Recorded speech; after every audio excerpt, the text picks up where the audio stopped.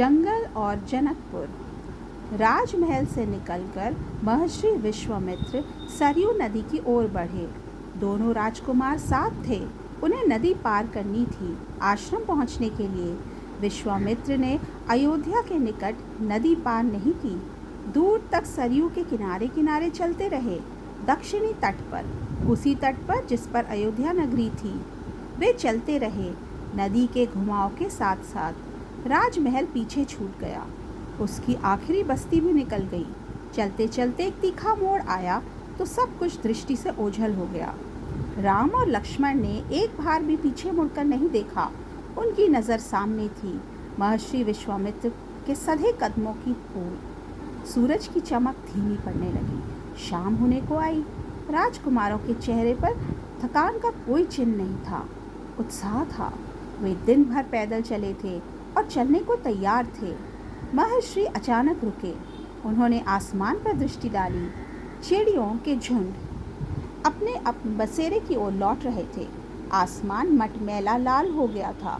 चरवाहे लौट रहे थे, गायों के पैर से उड़ती धूल में आधे छिपे हुए। हम आज रात नदी तट पर ही विश्राम करेंगे, महर्षि ने पीछे मुड़ते हुए कहा। दोनों राजकुमारों के चेहरे के भाव देखते हुए विश्वामित्र हल्का सा मुस्कुराए। राम के निकट आते हुए उन्होंने कहा, मैं तुम दोनों को कुछ विद्याएं सिखाना चाहता हूँ। इन्हें सीखने के बाद कोई तुम पर प्रहार नहीं कर सकेगा, उस समय भी नहीं जब तुम नींद में रहो। राम और लक्ष्मण नदी में मुंह हाथ धोकर लौटे, महर्षि के निकट आकर बैठे। विश्वामित्र ने दोनों भाइयों को बला अति बला नाम की विद्याएं सिखाईं। रात में वे लोग वहीं सोए, तिनकों और पत्तों का बिस्तर बनाकर। नींद आने तक महर्षि उनसे बात करते रहे। सुबह हुई, यात्रा फिर शुरू हुई। मार्ग वही था, सरयू नदी के किनारे किनारे।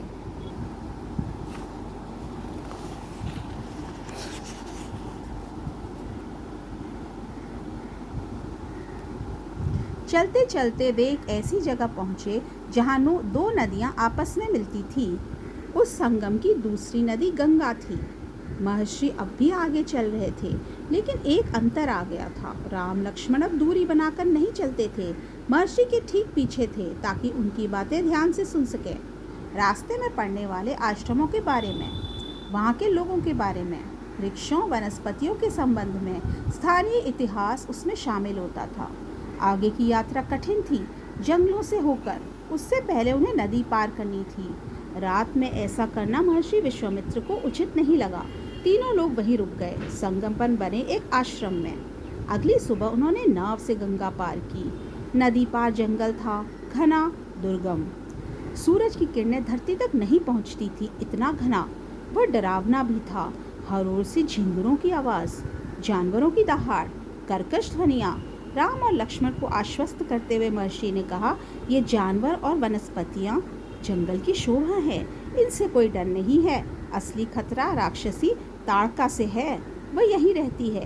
तुम्हें वह खतरा हमेशा के लिए मिटा देना है। ताड़का के डर से उस वन में कोई नहीं आता था। जो भी आता, ताड़का उसे मार डालती, अचानक आक्रमण कर देती। उसका डर इतना था कि उस सुंदर वन का नाम ताड़का वन पड़ गया था। राम ने महर्षि की आज्ञा मान ली, धनुष पर प्रत्यंचा चढ़ाई और उसे एक बार खींचकर छोड़ा। इतना ताड़का को क्रोधित करने के लिए बहुत था। टंकार सुनते ही क्रोध से बिलबिलाई ताड़का गरजती हुई राम की ओर दौड़ी। दो बालकों को देखकर उसका क्रोध और भड़क उठा। जंगल में जैसे तूफान आ गया। विशालकाय पेड़ कांप उठे, पत्ते टूटकर इधर उधर उड़ने लगे। धूल का घना बादल छा गया, उसमें कुछ दिखाई नहीं पड़ता था। फिर ताड़का ने पत्थर बरसाने शुरू कर दिए। राम ने उस पर बाण चलाए, लक्ष्मण ने भी निशाना साधा। ताड़का बाणों से घिर गई। राम का एक बाण उसके हृदय में लगा, वह गिर गई, फिर नहीं उठ पाई। विश्वामित्र बहुत प्रसन्न हुए। उन्होंने राम को गले लगा लिया। उन्होंने दोनों राजकुमारों को 100 तरह के नए अस्त्र शस्त्र दिए, उनका प्रयोग करने की विधि बताई, उनका महत्व समझाया।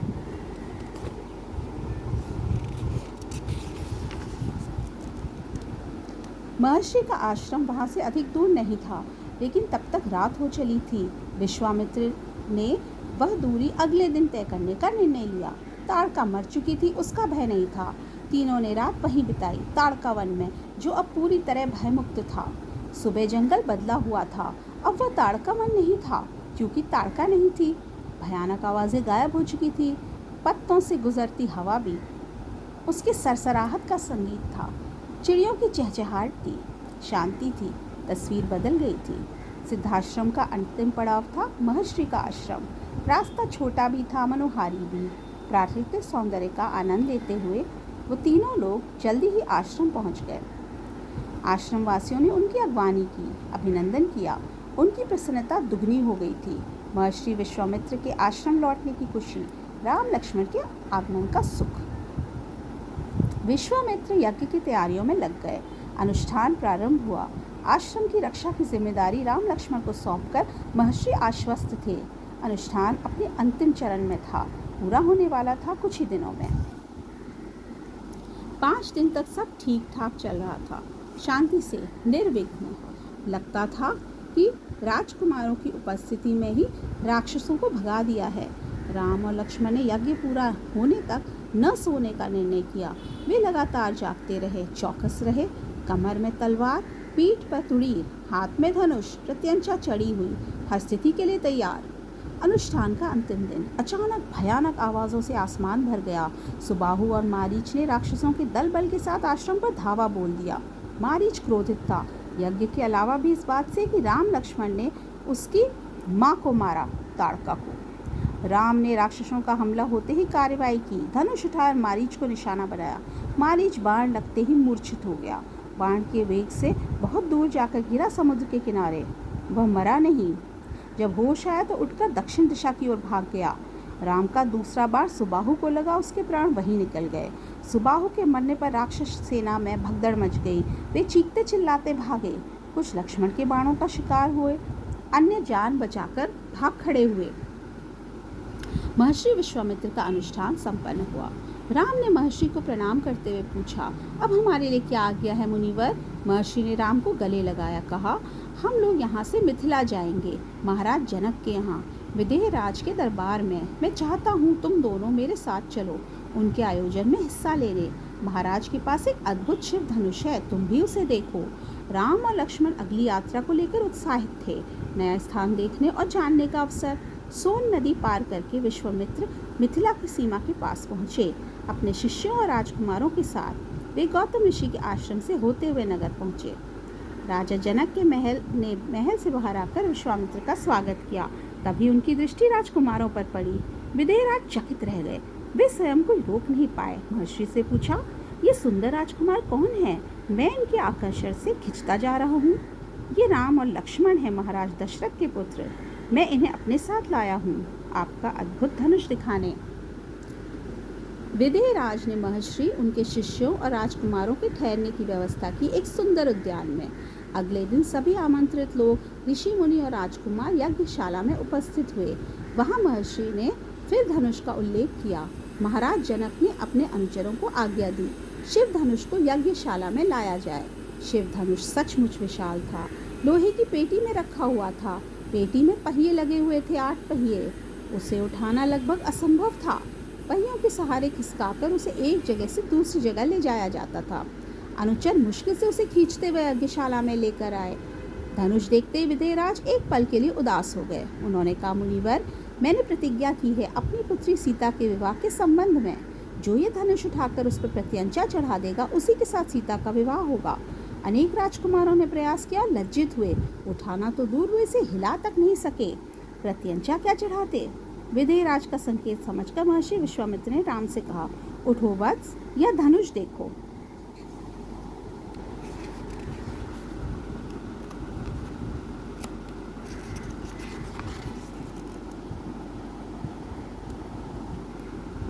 राम ने सिर झुकाकर गुरु की आज्ञा स्वीकार की, आगे बढ़े, पेटी का ढक्कन खोल दिया।